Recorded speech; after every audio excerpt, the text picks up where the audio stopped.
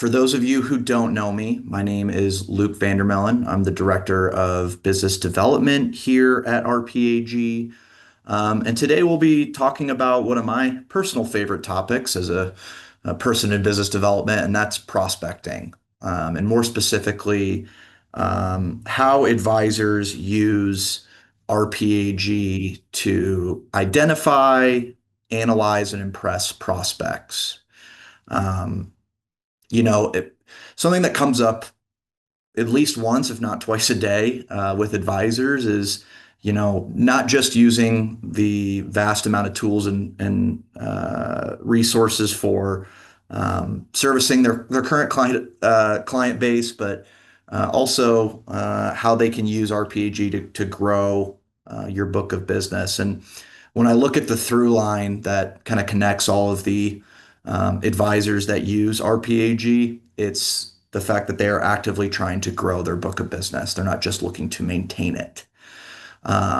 So today we'll talk about a few strategies that I've seen advisors deploy using RPAG resources over my almost 8 years with the firm here. But before we get started, a couple housekeeping items. First of all, your lines are muted, but if you have any questions throughout today's presentation, you can put them into the chat function that's down there on your Zoom help bar. I will make some time at the very end of today's conversation for questions, so I'll try to make sure that everything gets answered. And then I'll also have my contact information at the very end of today's presentation. So, if there's anything that's intriguing to you or something that you didn't know was available through RPAG and you want to take a deeper dive into it, please feel free to reach out to me. Either myself or one of my teammates can make sure that you get all squared away with using all the different resources that you have available to you. So with those being said, let's go ahead and get started and talk a little bit about prospecting using RPAG. So I wanted to break up today's conversation into sort of five different parts.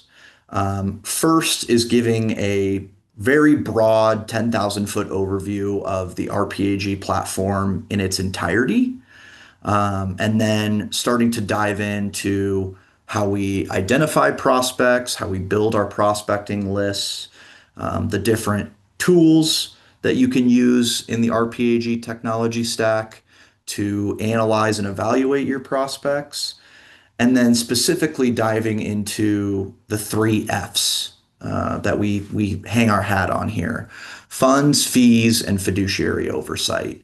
Those are the three pillars of resources that I see advisors using to go to prospects to be a creative problem solver.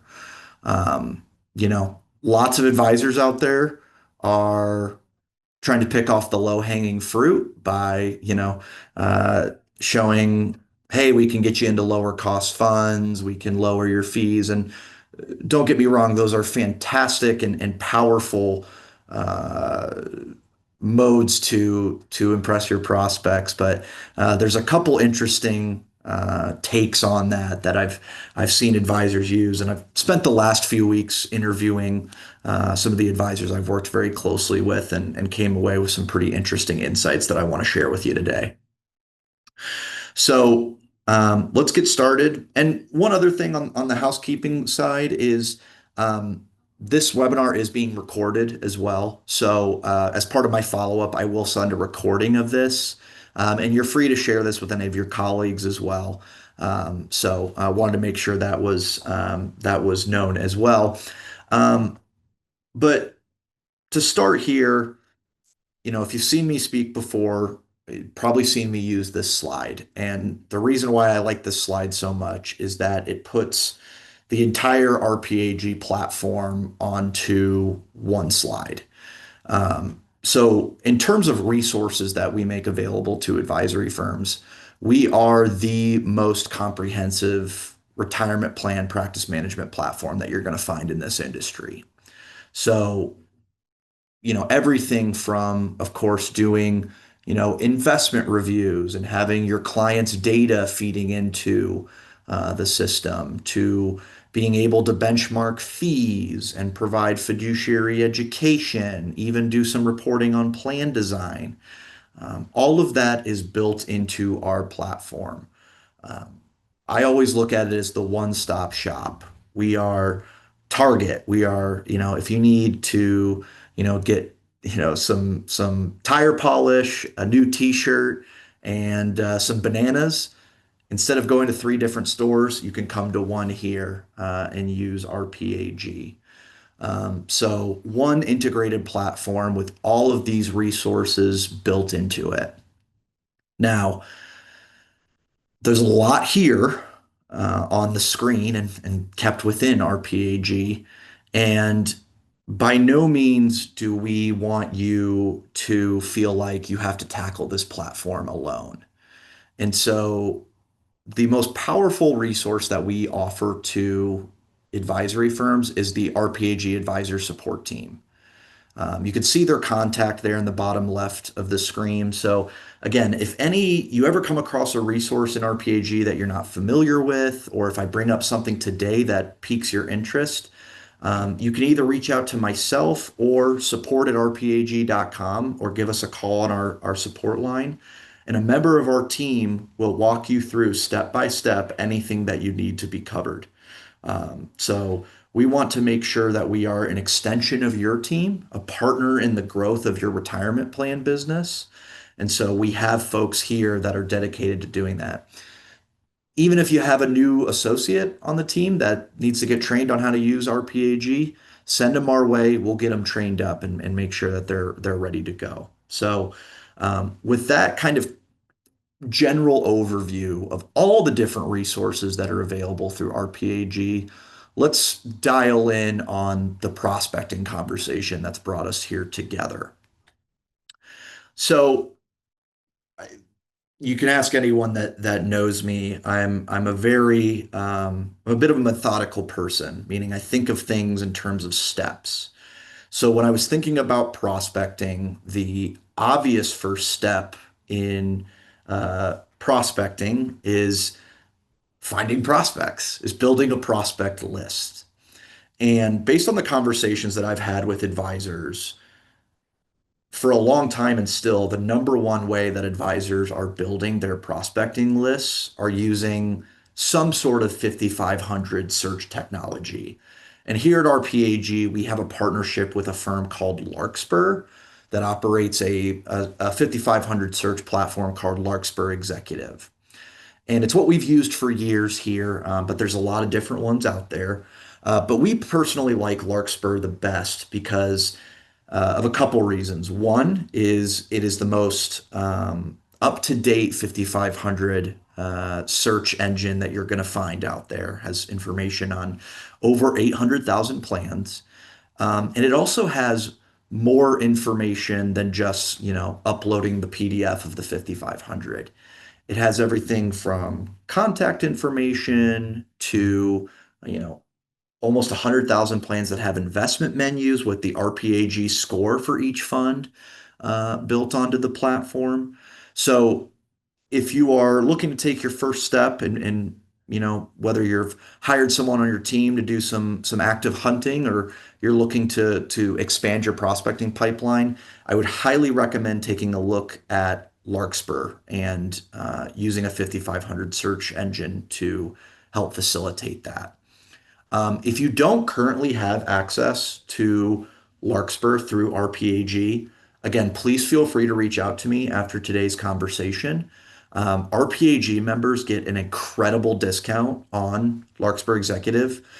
You can get access to it through RPAG for only $400 a year, which is over a 70% savings off their retail pricing. So even if you're getting 5,500 lists through a partner or an asset manager or anything like that, it's not a bad idea to bring that in-house and give yourself some control and let you have all of that information at your fingertips. We'll dive into Larkspur a little bit, and we'll actually even do a live demo here momentarily. Um, but in thinking about this journey, of course, okay, we can identify prospects. We can look for a list of all of the companies that have a retirement plan in our area. but how do we find plans that need our help? And so, based on the conversations I've had with advisors over the last few weeks, there was a few key points that consistently came up. Now, some of these metrics or points are easily identifiable through a 5500 search, and I'll show you how some of these you can actually search for in Larkspur.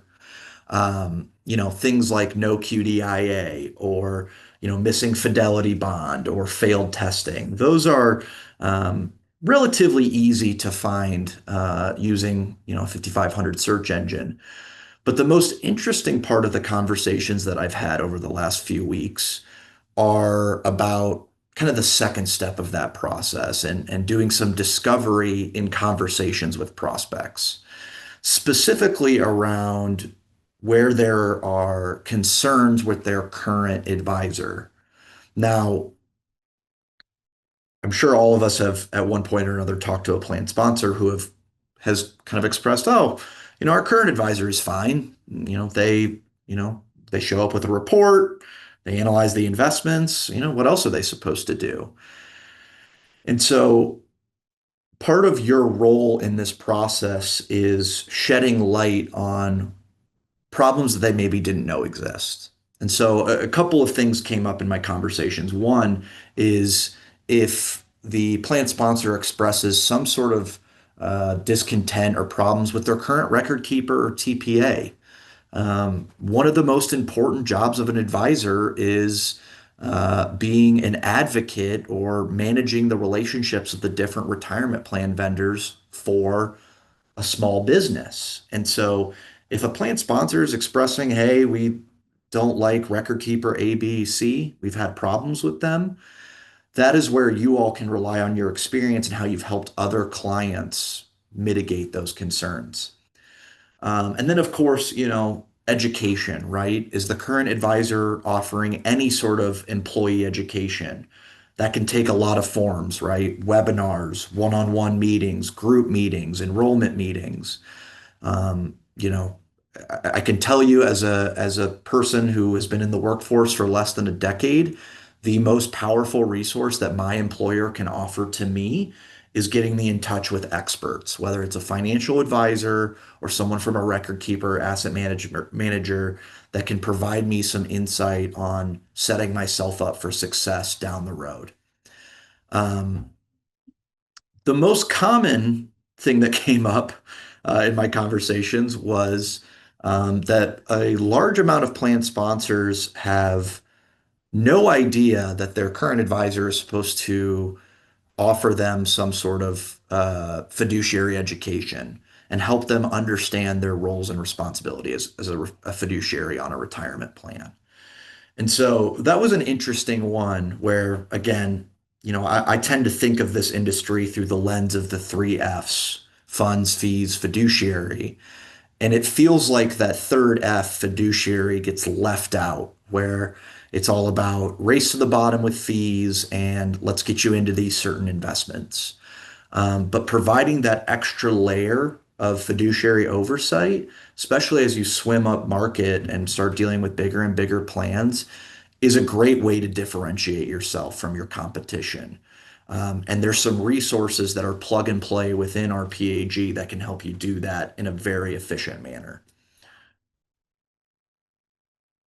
And then lastly, before we start diving into the resources themselves, I wanted to note a couple other things that came up in conversation with some of these advisors that I've worked with and how they continue to expand their prospect pipeline.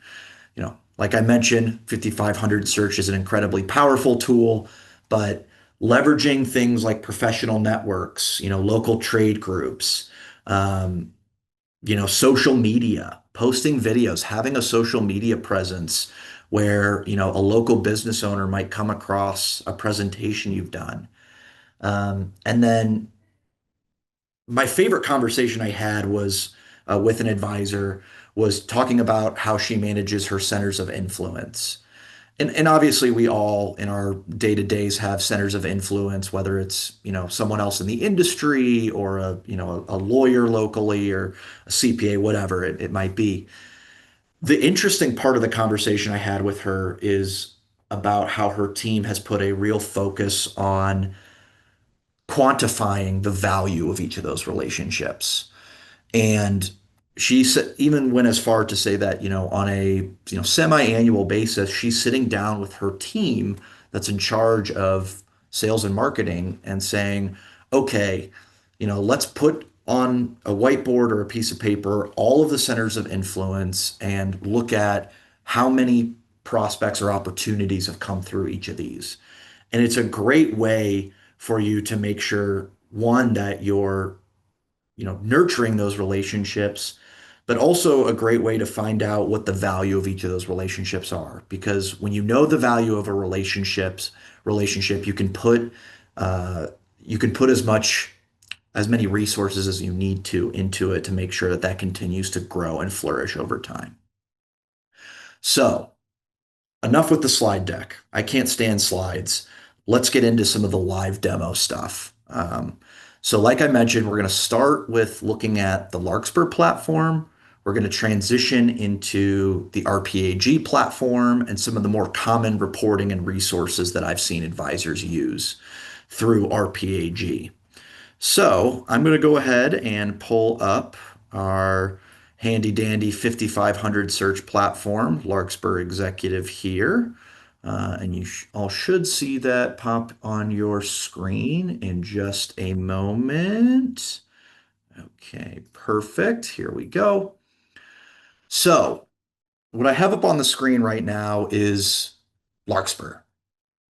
And like I mentioned, this is a really nifty 5500 search tool that you can really easily use. Now, the 5500 search tool um, has a lot of different metrics that you can use to build a prospecting list. So you can see on our screen right now in the top right-hand corner, I currently have the search area set for 1 mile around New York, and there's 1,700 plans that fit that fall in that area. One of the things that I've liked, that I've really enjoyed doing, is building kind of a preset search. And one of the cool things that Larkspur allows you to do is save your search criteria right into the platform here. So basically, what I did was I built a search where I'm looking for, plans within 25 miles of Newport Beach, California, that have plan contact information on them, that are defined contribution, single employer plans, that have these two different red flags I'm looking for. And in this particular case, I'm looking for automatic enrollment and an insufficient fidelity bond. So based on my search here, and I'm going to get rid of the investment search criteria there. Based on my search criteria here, we're going to find a pretty vast list of plans. We have almost 600 plans that are found based on that search criteria. So you can see as I scroll down my list here, I've got a number of different plans that match that. Now, what I want to do here is show you what it looks like if we sort of zero in on a plan. And this is where I think a lot of the magic with Larkspur happens. So I just picked this random company here based out of Huntington Beach. And you can see right away, uh, Larkspur actually does some of their own proprietary benchmarking with the plan information that's found on the 5500.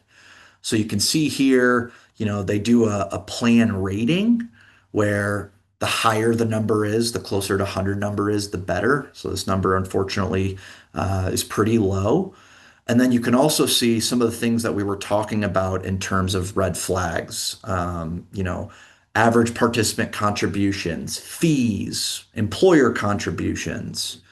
And as we scroll down our page here, not only are we going to see some of the red flags that Larkspur has designated to this, automatic enrollment, there's loans against the plan.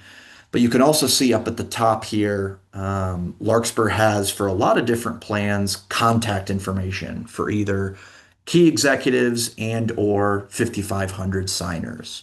So what a fantastic way to not only learn a lot about the plan in one place, build a prospect list that you can do marketing campaigns to, but then also get real contact information. And it even links to their LinkedIn as well. So if you want to do some direct outreach on there, um, wide net catches a lot of fish. So I recommend doing outreach via as many different mediums as you can. So I actually found a plan earlier that I thought was kind of interesting, and this will uh, kind of be a nice transition into the RPAG portion of this. So I found this plan based pretty close to the RPAG home office out in Santa Ana. $6 million plan, a little under 200 participants. We've got some contact information in here, several different red flags, so we can kind of start formulating how we're going to help this plan sponsor solve these problems. But you can see here as well, we've also got the fund lineup for this plan. So if I click on Show More Holdings here, we've actually got the entire fund lineup as of the latest 5,500 filing. So I've got a pretty good idea now of some of the plan design information, some of the basic plan demographics, fee information. So we have enough to be dangerous here. And this is where we can make our transition into taking this prospect and putting it into the RPAG platform. So let me pull this up for us here. And now you can see our RPAG advisor portal where we can do all of the different reporting and evaluation that we spoke about a little bit earlier. So what you've probably noticed if you've spent any time in the RPAG advisor portal is in the top right-hand corner, there's a client/prospect button. So there's a place where obviously you can store your current clients, but you can also keep track of your prospecting pipeline. And to add in a prospect into RPAG, all you need to do is click this little plus sign here, and it allows you to put in some basic information about the plan. So I actually went ahead and took that plan we were just looking at on Larkspur and put it into RPAG. So it's called California Boiler. See in the bottom left-hand corner there, I've got some of the contact information for the key plan executives. And then if I scroll down here and click on View Plan, we can get into more of the different plan data. So by looking at the 5,500, I was able to see that the plan is currently with Paychex. That's who their current record keeper is. And I was able to fill out some of the basic plan information that allows me to do the reporting within RPAG. So, of course, first off, click on investments here. I loaded in the fund lineup for this plan currently. Now, pro tip, if you're not aware of this, is there's an upload Excel feature in RPAG that allows you to copy and paste fund tickers and asset values into a spreadsheet, upload that spreadsheet into RPAG, and then the fund lineup populates into here so that you can do any sort of investment related reporting. So it's a really quick and easy way for you to do that without having to, manually type in the tickers and then copy and paste the asset values in there. So we've got the fund lineup in here. Like I mentioned, plan's about $5.4 million. I was very easily able to write off a Larkspur, look at what their administration fees are. Our system automatically calculates the weighted investment fees. I wasn't able to find the advisor fees on the 5,500, but that's not that big of a deal, and I'll show you why when we look at some of the fee benchmarking stuff. And then I also plugged in some of the basic plan demographic stuff, some of the contributions and things like that. So now that we have all of that information in here, one, that helps us track our prospect pipeline so that we have, all this information in front of us. And like I mentioned earlier, with all of the RPAG reporting built into this one platform, we can utilize this information to run some different evaluations to take to that prospect once we get in front of them.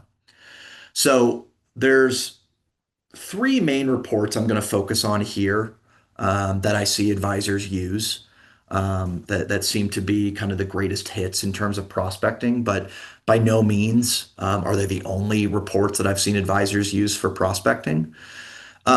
We'll start here with probably the most popular report for both clients and prospects in RPAG, and that's the Fiduciary Investment Review. So, like I mentioned earlier, we do have the ability to load in the investment lineup. And through the process of creating the fiduciary investment review, I can essentially create a fund mapping right on this screen here. So what I did was the RPAG system on the left-hand side scored all of the different funds based on the 10-point RPAG scorecard methodology. And then I placed in some potential fund options here for this prospect to consider. So what I did in this case was I used some of the exclusive CITs that are available to RPAG member firms. It's a really easy differentiator for you to say, hey, you're in a mid-cap value fund that's at 74 basis points and scores an 8. I can get you into one that's 45 basis points and scores a 10. So I slotted in a few of the more popular RPAG exclusive CITs that you're going to see and have available to you as an RPAG member firm. Um, One other common question I get about this is you can actually show multiple potential options here. So you don't have to show a one-to-one fund mapping in this case. You could say, hey, for your mid-cap value fund, here are three options that we typically use with our clients. You can even take it a step further and build in your own preferred fund menu into RPAG. Meaning, if you have a list of 50 mutual funds, CITs, and ETFs that you like to use across your book of business, you can actually build that list into RPAG using the My Fund menu feature. And then when you do this report, it'll automatically do an asset class to asset class mapping based on the funds on your focus list. So a really cool way for you to kind of streamline this process from a fund evaluation standpoint. And then, of course, we, in our third and final step here, are building our actual physical report that we're going to show to our prospect. Now, one of the things I would recommend you doing, and this goes for new RPAG users and longtime users alike, is to create your own custom report template in RPAG. Um, I would even go as far as to say you should create one for different client sizes or different service levels, as well as a prospect specific report. Because within this fiduciary investment review, you have dozens and dozens of different modules that you can pick and choose to create your report. Some modules are really great for clients. Others, I feel, have a more powerful story to tell prospects. And so I actually went ahead and built my own prospect-facing template here and downloaded the report to show you all. So this is my actual report that I ran for this particular plan sponsor. And basically, what I did here was I wanted to create a nice, robust report that gives an overview of the market, the quarterly market commentary, gives a quick introduction to how we evaluate funds, and then dive into some of the investment performance metrics. So, of course, with just a click of a button, I can add in that quarterly market review. It's also available on the RPAG Resource Center. But I actually want to skip down a little bit here. I'm also happy to send this sample report to you folks as follow-up. But I want to show you a couple of newer report modules that you might not be using right now that I think tell a great story to prospects.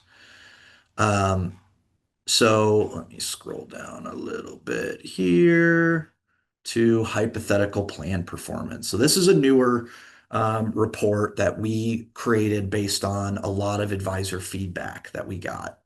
And basically, what the hypothetical plan performance does is it aggregates the returns of the plan as a whole and compares it to the assigned benchmark, composite benchmark, the diversified benchmark, which is just a composite of the Russell, ACWI, and Triple B. And then you can also choose another benchmark to include in here. So in this case, I chose the Russell 1000 index. And the story that I would be looking to tell a plan sponsor is, hey, the way your lineup is currently set, your current asset allocation, you're underperforming the Russell 1000 index. So your your fund lineup isn't getting the kinds of returns that you probably think or want it to. And so I like this report a lot because, we've always had great breakdowns of returns by fund. We now have something that aggregates returns on a one pager for the entire plan. My other favorite resource, or I guess module to use for prospects is the expense comparison module. And basically, what happens here is the investment report looks at the fund mapping that you did, where we were switching from fund A to fund B, and then it does an asset class to asset class mapping where it shows the plan sponsor. Here's your current lineup on the left. Here's your new lineup on the right. And here are your not only your fund scores, so you can tell the story through the lens uh, of performance. And hey, the average fund in your lineup scores a 6.2 now, and now it's going to score an 8. But it also gives a 5-year savings number as well to show, hey, in 5 years' time, this will estimated save your plan almost $25,000. So great way if you use, passive index or, CITs in your fund lineup, and you want to kind of combine that story of funds and fees together. This is a great way to do that. So one of the takeaways here I recommend is if you haven't done it in a while, create a dummy investment report and play around with some of the modules that are available in here because we're constantly updating these and adding new ones in here. So play around with these, see which ones you like, and then create a custom template or multiple custom templates to really streamline your reporting process. So, investment review, very, very popular resource to impress our prospects. Um, Two other quick reports I want to mention, and this is typically kind of more of a second step with prospects, but they fall into the investment category, is the RPAG Target Date Fund Analyzer is a great way to dive into the target date suite that the plan might be using. Um, this target date fund analyzer is going to be getting a nice refresh here in pretty short order, so keep an eye out for that. But current day, it has a fit analysis built into it, allows you to custom compare different target date series against each other and look at a bunch of different metrics. And in the same vein, we also have the stable value analyzer as well. Obviously, with the a large amount of assets being in target date series and stable value funds, we wanted to have dedicated reports to fit those two asset classes. And so the stable value analyzer, very similar to the target date fund analyzer, except it takes it another step further where it allows you to not only do a custom comparison of different stable value and GIC funds, but it also allows you to set certain criteria, do kind of like a fund search based on, hey, I want all the stable value funds that have a certain crediting rate or market to book or, you name it. So there's a lot of different things you can play around with there. So hopefully you're starting to see with all the different resources you've got available to you, you can tackle a lot of different problems within within the RPAG technology suite. The next report I want to quickly bring up here is one that probably pretty familiar to you folks, and this kind of dovetails into the fee side of things, and that is the plan fees prism report. Now, this is probably second in terms of most popular reports run through RPAG just on a pure number standpoint. But if you haven't seen the Plan Fees Prism report before, I'm going to pop it up on our screen right now. This Plan Fees Prism report is meant to be a kind of simple and easy way for you to contextualize the fees that a plan is paying in record keeping, investment, and advisory. So again, I'm using the same plan that I used in our previous example. But in this case, I was able again to pull in the record keeping and investment fees. Fortunately, I wasn't able to find the advisory fees, but as you can see, I was able to run the report without the advisory fees. So if I'm presenting this to a plan sponsor, I'm going to direct their eyes to this page here and show them a couple different things. One, you can see on the investment line right there at the top in the orange color, current lineup is 59 basis points, which, based on a universe of almost 2,200 plans of a similar size, that's pretty high. So we already established that the plan doesn't perform super well using that hypothetical plan performance module. And now we've also established that the fund lineup is expensive. So this aids in our conversation around, not only getting them in higher performing investment vehicles, but also lowering their expenses down to a much more reasonable cost that's towards the low. Um, and then also on the record keeping side, record keeping fees came in at 53 basis points for this plan. In this case, it's just a tick above the average. And the low, average, and high here that are reflected in this report are just representative of the 25th, 50th, and 75th percentile of the data set that you're looking here. So while the fees, the investment fees are kind of on the high side, the record keeping fees are actually more towards the average size here. And you can see the total fee number, again, excluding the advisory fees, are somewhere between the low and the average. So again, if I'm presenting this to a prospect, I'm going to hope that this might pique their interest enough where they'll say, hey, actually, we pay our advisor 30 basis points or 40 or 50. And then that opens the door for us to do a more complete fee benchmarking, as well as start diving into some of the service capabilities. Are they offering the education, things like that? So we've done a kind of a high level fee benchmarking here. And let's just say for argument's sake that the record keeping fee was 80 basis points instead of 53. And, it's above the high. Well, we've already established with this plan sponsor how we can lower the investment fees. Naturally, if their record keeping fee is high, they're going to want to ask you, how do we lower the record keeping fee? And that's through, of course, a live bid RFP exercise. And so there's two different resources in RPAG that allow you to get quotes, real quotes from record keepers to put into a kind of comparative report. One is the live bid provider analysis, previously known as the B3 report. That is our most customizable and robust RFP report that you have available to you. Um, but the one that I would use for prospects is our newest report called RFP Express. And RFP Express is actually a really neat report that we've built into the RPAG system where you can take the plan data that we loaded into RPAG a bit earlier. and then run an actual live bid analysis in just a matter of seconds. So what I'm going to do here is I'm going to pull up RFP Express and I'm going to go against everything that anyone has ever told me and just show you this live. Just to show you kind of the power of it and how easy it is.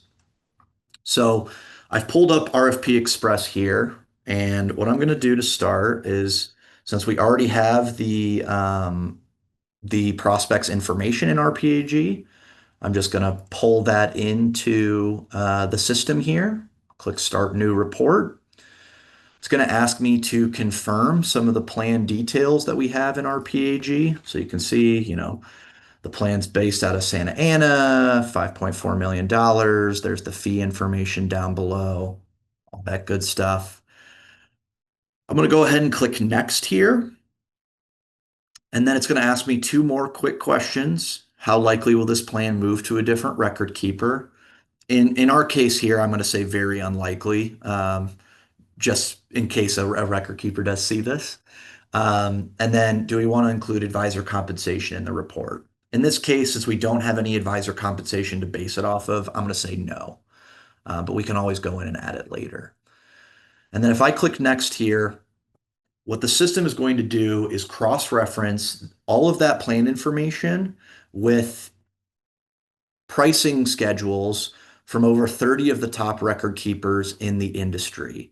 And you can see in the middle of our screen right now, we've got real live pricing proposals from some of the top record keepers. Everyone from Ascensus, Capital Group, Hancock, Empower, Fidelity.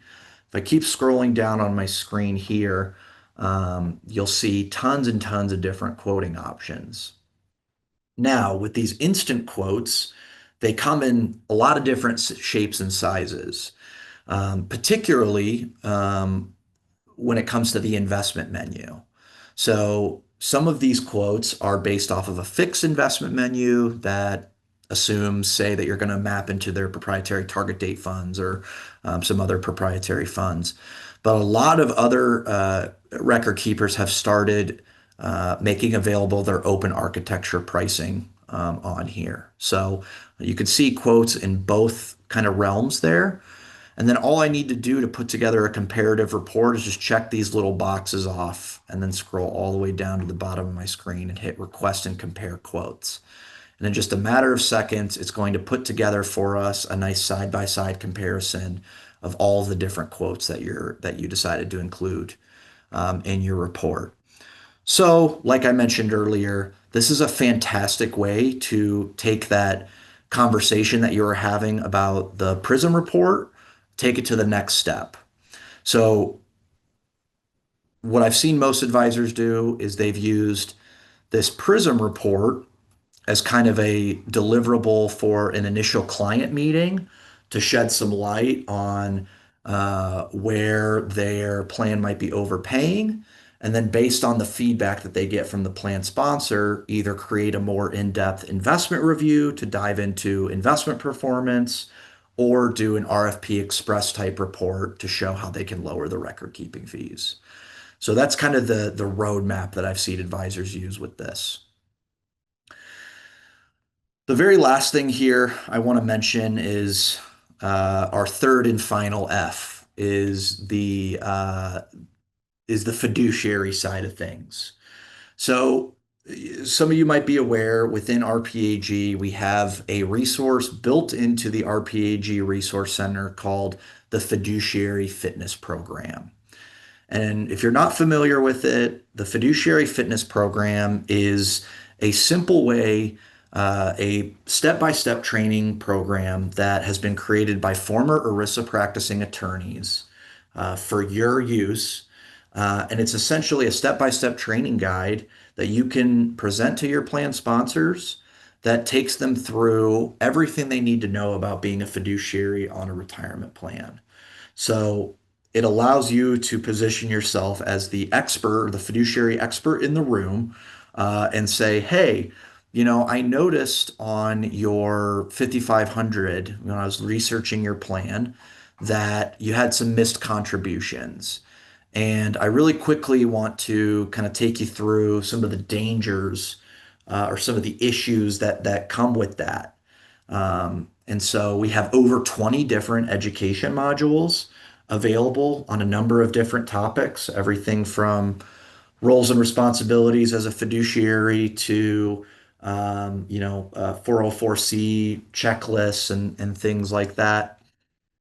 But the best part of this fiduciary fitness program is the fact that within these education modules, there are action steps, meaning something is kind of a almost like a homework assignment that you can take the plan sponsor through to say, hey, all right, we've presented this information to you, showed you why you don't want to have missed contributions and what to do if there are missed contributions. Now, here are some action steps we can take to make sure that that doesn't happen in the future, and then also what to do if it does happen. And these action steps actually correspond with templates that can be found in the RPAG Resource Center, checklists, investment policy statement templates, investment committee charters, etc., that are formulated around these action steps. So the long story short here is that we don't want you to have to create anything from scratch.